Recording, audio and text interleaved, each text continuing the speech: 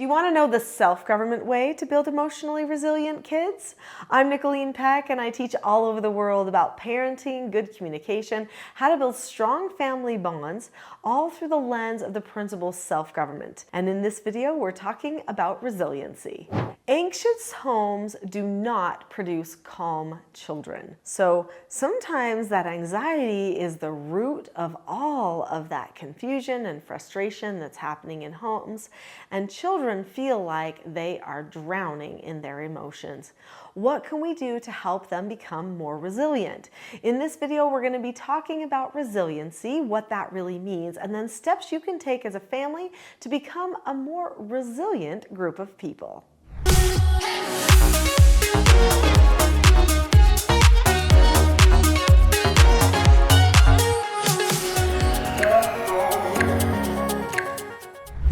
In recent years, there has been a focus in the world on resiliency. Why do you think that is? It's probably because everything feels like it's upside down. Do you know what makes a world feel like it's upside down? A loss of unity, a loss of values, a loss of shared purpose. So it used to be that society would share values with each other. They oftentimes had the same religious base, or at least the same principles base, and so that would lead them to raise their families in a similar manner. They would combat the same problems with the same solutions. So they could instruct each other, mentor each other. People could lead each other toward solutions to their problems much easier than we see today.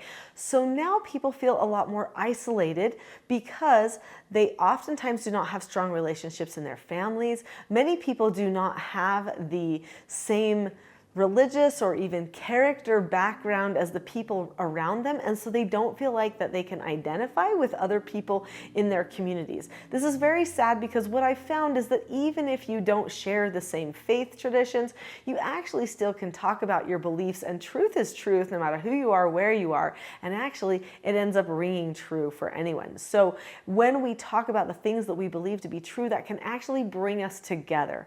But we are suffering right now with a lack of unity, whether it's political unity, religious unity, or other ideological debates that are getting in the way of the people feeling like they're connected. Not only is it socially that people are feeling disconnected, but even in the social dynamic of their own homes are people feeling like they are disconnected. They're wondering, how come I was raised in a home that felt close, united, comfortable, safe, and now it feels like I don't feel safe with my children, and my children seem like they don't feel safe with me, and everybody is out for themselves, and everything seems like it's in commotion.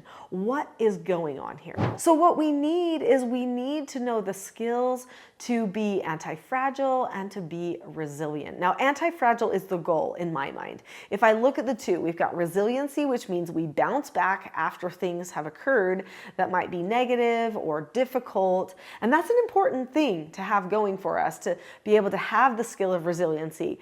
But what could be even better than that? And that is being anti-fragile in the first place. So we're totally fine no matter what happens. Wouldn't that be great, to not even have to go through as many of the hard times? Now, I know that seems like pie in the sky. Hard times are going to happen no matter what, but we can get more prepared and be able to navigate those trials more easily. How do we help our children do that? Well, the answer is actually more simple than you might think. Did you know that just the basics of parenting, meaning teaching a child to do something, having them do it, and then correcting them if it doesn't go properly, so helping them understand how to accept corrections on a regular basis, is actually teaching them resilience? Teaching them that they can redo something that didn't go well the first time is also teaching them resilience. So when you actively parent your children, teach them, correct them, give them feedback for the things that they do, they are learning that it's okay not to be perfect.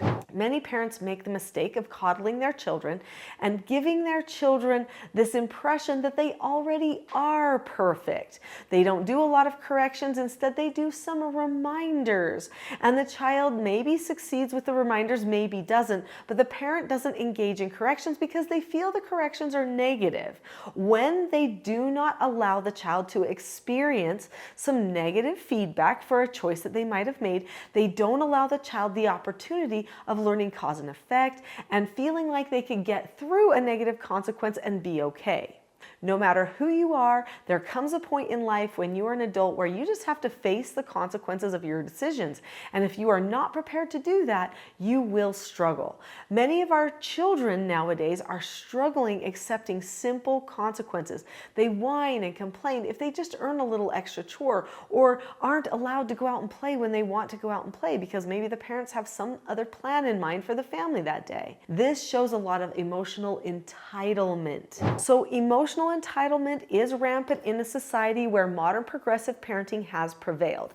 If you're not sure what modern progressive parenting is, I do have other videos on this channel all about different styles of parenting where I discuss modern progressive parenting, so be sure to go and check out some of those other videos. But when a parent is modern progressive in their parenting, the child is usually left a little bit more alone to just do whatever it is that they want to do, and then they're not used to not having control over their lives. When a person feels like they get to be in control of everything all the time, this also makes life more difficult for them when hard times come, and makes it harder for them to experience an opportunity where they can practice resilience. What steps can we take to teach our children resiliency today? One of the first things that we can do is teach them about roles. They need to know the role of parent, the role of child, the role of mother, the role of father, the role of older child, the role of younger child. They need to know what their sibling roles are and their roles with their parents. This is going to help them feel secure. What does it mean to be a 15-year-old daughter or a 7-year-old son? This book here, Roles: The Secret to Family, Business, and Social Success, helps you explain to your children and have conversations with your children that set the roles straight in the home. If you don't get the roles proper in the home, then your parental authority will actually not be in place, and this leaves everybody feeling unprotected and insecure. The next thing that you want to do is focus on their development. Now, the basics of development for a person revolves around skills. What skills and experiences that they have had that teach them what they need to do next when they're met with a new circumstance. The skills that we teach our children, like how to tie a shoe or set the table, prepare them to one day be able to live on their own, groom themselves, or entertain company. But what about the inside skills? Because there's inside skills and outside skills. Do your children know how to be calm? Do they know how to say okay and be okay when things don't go their way? Those types of skills build resiliency. If we teach them ahead of time, then when a person does have an experience that is very difficult for them, they can rely on one of those skills, those 4 basic teaching self-government skills, and they can find themselves with a solution to their problem. These 4 children's books each teach one of the 4 basic skills of self-government. They are following instructions, accepting no answers and criticism, accepting consequences, and disagreeing appropriately. When a person learns the steps to all 4 of these 4 basic skills, that takes care of 99% of their behavioral problems. When they have skills at their disposal, then they have already a solution to a problem. This is going to help them bounce back from any setback that they might have. For instance, let's look at this book here, Porter Earns a Quarter. This teaches the skill accepting a no answer. When a person is able to accept a no answer, that means they can look at a person or a situation, they can keep a calm face, voice, and body, they can say, okay, that happened, or they can go disagree appropriately with the other person. That's that purple book, which teaches disagreeing appropriately. And then they can drop the subject, which means they're not going to ruminate on it, think about it again and again. They're not going to whine, complain, get angry. They're just going to move on with their day. They're going to take personal responsibility for their own emotional well-being. Now, sometimes it requires a series of corrections and a lot of training for a person to get to this place, especially if a person happens to be a little bit more emotional or they've been coddled in the past. So what do? You set up the entire system of self-government at your house, making sure that your children don't just understand the 4 basic skills, but they also understand the skills of self-government that you will use to correct them, teach them, and guide them along the way. And then you set up family meetings so that the family has an opportunity to check up on how they're doing with their self-government skills. Don't be deterred by complaining, whining, or anger. Just teach. When a person has a meltdown because something doesn't go their way, that shows you that they actually need additional teaching. That's an invitation for you to have a teaching moment with them.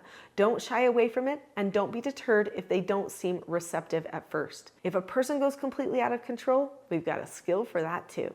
Probably one of the biggest things that you can teach a person for resiliency is calmness. And calmness is at the root of learning self-government. If you don't understand what calm is or isn't in regard to your own feelings and yourself, and if you don't know how to get yourself there when you're feeling your calmness getting lost, then you are not self-governing. Now, I know it seems like, wait a minute, can a person never have feelings or emotions? They absolutely can have feelings and emotions, but they need to learn what to do with them, which ones are productive and which ones are not productive, and make choices for themselves to help them become more calm and productive in solving their problems. People want to be free from emotional bondage. They want resiliency. They need calmness to do it. And I have a Calm Parenting Toolkit that I want to give to you for free that can help. The Calm Parenting Toolkit is on my website, teachingselfgovernment.com. If you go to that website, now you can have it for free. There are 10 tools for calmness that will help you and your children get on the track to self-government. Click on the link in the description below the video to teachingselfgovernment.com. I'll see you there.